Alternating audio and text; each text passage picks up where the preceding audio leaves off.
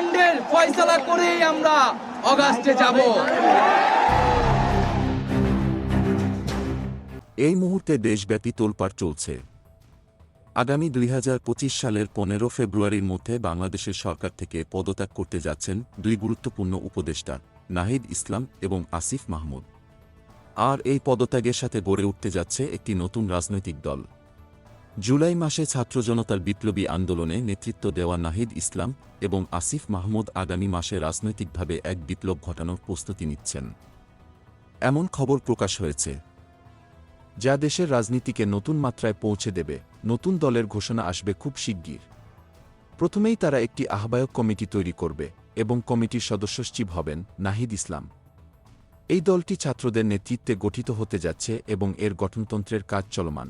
এদিকে বিএনপি মহাসচিব মির্জা ফখরুল ইসলাম আলমগীর মন্তব্য করেছেন, সরকারের অধীনে ছাত্রদের প্রতিনিধিদের নেতৃত্বে কোনো রাজনৈতিক দল নির্বাচনে আসলে তা গ্রহণযোগ্য হবে না। আর এই মন্তব্যের পরেই পরিস্থিতি আরও উত্তপ্ত হয়ে ওঠে। বিশ্বস্ত সূত্রের খবর অনুযায়ী নাহিদ ইসলাম গণমাধ্যমে বলেন, যদি আমি রাজনৈতিক দলে যোগ দিই তাহলে সরকারের সাথে সম্পর্ক ছিন্ন করব। আর এই ঘোষণা একদম তোলপাড় করে দিয়েছে দেশের রাজনৈতিক দৃশ্যপট।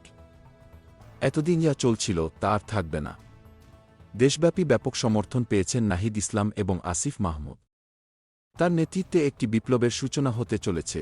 জাতীয় নাগরিক কমিটির নেতা আরিফুল ইসলাম আদিব বলেন, যারা জুলাইয়ের গণঅভ্যুত্থানে নেতৃত্ব দিয়েছেন তারা এখন সরকারের বাইরে গিয়ে নতুন রাজনৈতিক উদ্যোগে নেতৃত্ব দেবেন। আর বাংলাদেশের কৃষক, শ্রমিক, ছাত্র সবাই এখন অধীর আগ্রহে অপেক্ষা করছে। জাতীয় নাগরিক কমিটির মুখপাত্র সামান্তা শারমিন জানিয়েছেন, এ বিষয়ে আলোচনা চলছে, কিন্তু চূড়ান্ত সিদ্ধান্ত হয়েছে যারা সরকারে থাকবেন তারা রাজনৈতিক দলে যোগ দিতে পারবেন না। অপরদিকে গণঅভ্যুত্থানে নেতৃত্ব দেওয়া শিক্ষার্থীদের সংগঠন জাতীয় নাগরিক কমিটি এবং বৈষম্যবিরোধী ছাত্র আন্দোলন আগামী ১৫ ফেব্রুয়ারির মধ্যে নতুন রাজনৈতিক দল ঘোষণা করতে চায়। তারা ইতিমধ্যে প্রস্তুতি নিচ্ছে ২৪ দফার এক ইশতেহার প্রকাশের জন্য। এখন সময় এসেছে, নতুন রাজনৈতিক ঝড় আসছে।